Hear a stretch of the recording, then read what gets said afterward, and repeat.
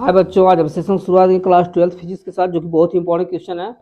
आपको हमने बताया था नाभिकीय संलयन, नाभिकीय विखंडन, द्रव्यमान क्षति हमने बताया, मास डिफेक्ट। और इसके बाद जो है संभारित समस्थानिक, तो पहले वीडियो में बता चुके हैं हम। आपका पूछता है सम न्यूट्रॉनिक, सम न्यूट्रॉनिक, सम इलेक्ट्रॉनिक भी पूछता है, सब प्रोटॉनिक भी पूछता है। तो संभारित आइसोबार्स जो डिफिनेशन होती है सम और प्रोटॉनिक की होती है। सम न्यूट्रॉनिक का मतलब हुआ ऐसे नाभिक जिनमें केवल न्यूट्रॉनों की संख्या समान होती है, ठीक है, इलेक्ट्रॉन और प्रोटॉन से नहीं मतलब होता, तो उसको हम सम न्यूट्रॉनिक कहते हैं। इसी तरह सम इलेक्ट्रॉनिक, सिलेबस में आपके सम न्यूट्रॉनिक शायद दिया, सम इलेक्ट्रॉनिक नहीं है। सम इलेक्ट्रॉनिक का मतलब हुआ कि जिसमें इलेक्ट्रॉनों की संख्या समान हो। चलते हैं सम न्यूट्रॉनिक, ठीक है। तो ऐसे नाभिक जिनमें केवल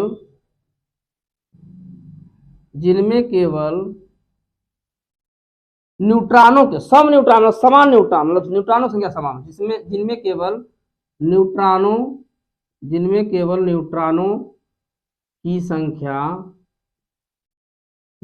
न्यूट्रॉनों की संख्या समान होती है,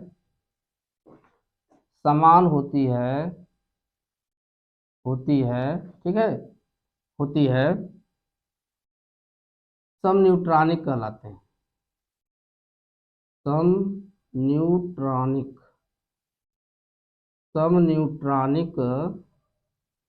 कहलाते हैं, ठीक है, सब न्यूट्रॉनिक कहलाते हैं। आपका एग्जाम्पल हो जाएगा, एग्जाम्पल में हम लोग चलते हैं। जैसे न्यूट्रॉनों की संख्या समान, ठीक है, तो जैसे आपका आ गया 1H3 ले लिए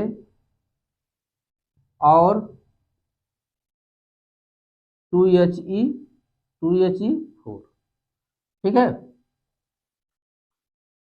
अब देखिए, 3 में से घटाएंगे, यह द्रव्यमान संख्या होता है, ठीक है, और यह जो है परमाणु क्रमांक होता है, मतलब प्रोटॉनों संख्या होती है, ठीक है। तो न्यूट्रॉनों संख्या निकालेंगे तो 3 में से एक जाएगा, कितना होगा 2, इसमें से इसको घटाते हैं, न्यूट्रॉनों संख्या निकलता है। यह प्रोटॉनों और इलेक्ट्रॉनों की संख्या रहता है, इसको द्रव्यमान संख्या या परमाणु भार बोलते हैं, ठीक है।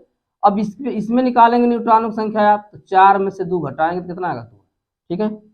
यह आपका एग्जाम्पल हो गया, ठीक है। दूसरा एग्जाम्पल अगर लेना है आपको, तो 3 लिथियम 7 ले लीजिए और तथा 4 बेरिलियम 8 ले लीजिए, ठीक है। इसमें न्यूट्रॉन संख्या निकालेंगे तो 7 में से 3 जाएगा, कितना होगा 4 होगा। इसमें न्यूट्रॉन संख्या निकालेंगे तो 8 में से 4 जाएगा, कितना होगा 4 होगा, ठीक है।